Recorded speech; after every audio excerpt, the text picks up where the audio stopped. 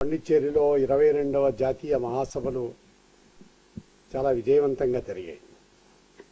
ఈ మహాసభల్లో చాలా కీలకమైనటువంటి జాతీయ సమస్యల గురించి చర్చించాం. కేంద్రంలో మితవాద బీజేపీ ప్రభుత్వం అవలంబిస్తున్నటువంటి ఆర్థిక విధానాలు, వారి సామాజిక విధానాలు దేశానికి చాలా తీవ్రమైనటువంటి సమస్యలను తెచ్చిపెడుతున్నాయి. కార్పొరేట్ అనుకూలమైనటువంటి విధానాలతో పేద వర్గాల ప్రజలకు వ్యతిరేకంగా ఉండేటువంటి చర్యలతో భారతీయ జనతా పార్టీ ఎన్డీఏ ప్రభుత్వం చాలా తీవ్రమైనటువంటి ఇబ్బందులకు ప్రజలను గురి చేస్తుంది. దీనికి వ్యతిరేకంగా పెద్ద పోరాటాలు చేయాలని చెప్పని సిపిఐ నిర్ణయం చేసింది. ఈ మహాసభలో దాదాపు 3 సంవత్సరాల పాటు చర్చించిన తర్వాత పార్టీ కార్యక్రమం, పార్టీ ప్రోగ్రాం మేము దాన్ని ఫైనలైజ్ చేసుకోగలిగాం. ఈ మహాసభల్లో దీనిపైన ఒక రోజంతా దీనిపైన చర్చ జరిగింది.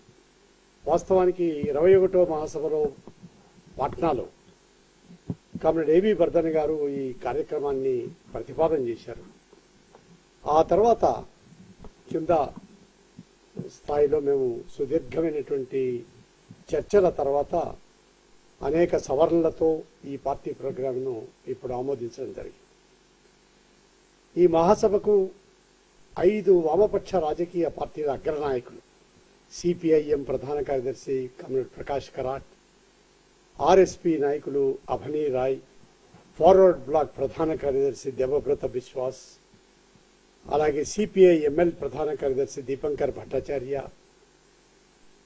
SUCI Communist Party secretary Parvosh Ghosh, వీరందరూ స్వయంగా హాజరై సందేశాలు ఇవ్వటం అనేది మా పార్టీ కార్యకర్తలే కాకుండా దేశవ్యాప్తంగా వామపక్ష అభిమానులకు ఇది ఒక సానుకూలమైనటువంటి సందేశం పంపింది. వామపక్షాలు మరింత సన్నిహితమవుతున్నాయని, ఐక్య పోరాటాలకు సన్నద్ధమవుతున్నాయనేటువంటి ఒక సూచన ఈ నాయకులందరూ పాల్గొనడం ద్వారా ఈ మహాసభకు వన్నె తెచ్చింది. బీజేపీ ప్రభుత్వం ఈ మధ్యకాలంలో అవలంబిస్తున్నటువంటి ఇతర చర్యలు కూడా చాలా ప్రమాదకరమైనవి. నిన్ననే కేబినెట్ మళ్లీ ఆర్డినెన్స్ ఇష్యూ చేయాలని నిర్ణయం చేశారు. ల్యాండ్ అక్విజిషన్ పైన ఈ రకమైనటువంటి ఆర్డినెన్స్ చాలా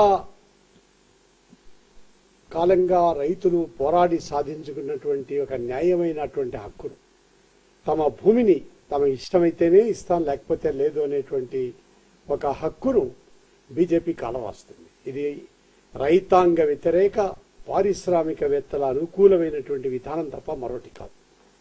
నరేంద్ర మోడీ లాంటి నాయకుడు ఒక ప్రధానమంత్రిగా ఉండి అబద్ధాలు చెప్పటం, ఇది రైతులకు అనుకూలమైందని, రైతులకు ప్రయోజనకరమైందని చెప్పడం అనేటువంటిది ప్రజలను మోసం చేయటం తప్ప మరొకటి కాదు. నరేంద్ర మోడీ ప్రధానమంత్రిగా ఎన్నికైన తర్వాత సంవత్సరం పూర్తి కాకముందే వారు అవలంబిస్తున్నటువంటి ఈ రకమైనటువంటి విధానాల వల్ల ప్రజల నుంచి దూరం అవుతున్నారు. ఈ ల్యాండ్ అక్విజిషన్ యాక్ట్ ఆర్డినెన్స్కి వ్యతిరేకంగా మే 14వ తేదీన దేశవ్యాప్తంగా ఓ పెద్ద పోరాటం చేయాలని చెప్పని మా పార్టీ పిలుపునిచ్చింది.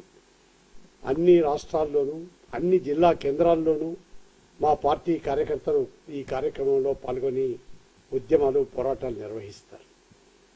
బీజేపీ యొక్క సామాజిక విధానాలు సాంస్కృతిక భయోత్పాతాన్ని కలిగించేటువంటి చర్యలు రోజు రోజుకు పెరుగుతున్నాయి.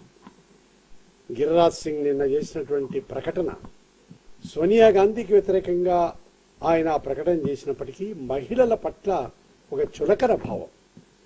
ఆమె ఒక తెల్ల చర్మం కలిగినటువంటి మహిళ కాబట్టి కాంగ్రెస్ పార్టీకి అధ్యక్షురాలైంది. ఆమె ఒక ఆఫ్రికా నుంచి వచ్చి ఉంటే వాళ్ళు ఎన్నుకునే వాళ్ళ అనేటువంటి అర్థరహితమైనటువంటి మాట భారతీయ జనతా పార్టీ యొక్క పితృస్వామిక వ్యవస్థను, మహిళల పట్ల ఒక చిన్న చూపు ఇది రిఫ్లెక్ట్ అవుతుంది. గిరిరాజ్ సింగ్కు లేకపోతే భారతీయ జనతా పార్టీ నాయకులకు తెల్లతోలు పట్ల చాలా అభిమానం ఉండవచ్చు, కానీ బ్లాక్ ఉమెన్ అవమానించేటువంటి హక్కు వారికి లేదు. గిరిరాజ్ సింగ్ ఇలాంటి వివాదాస్పదమైన ప్రకటనలు చేయడం మొదటిసారి కాదు. నరేంద్ర మోడీని వ్యతిరేకించే వారంతా భారతదేశం వదిలిపెట్టి పాకిస్తాన్ వెళ్ళాలని చెప్పారు. ఇలాంటి వారిని మంత్రిగా చేయటం అనేటువంటిది, నేను అది గిర్రాజ్ సింగ్ తప్పబట్టను. కానీ ప్రధానమంత్రి యొక్క ఇంగితాన్ని, ఆయన విషయ పరిజ్ఞానాన్ని నేను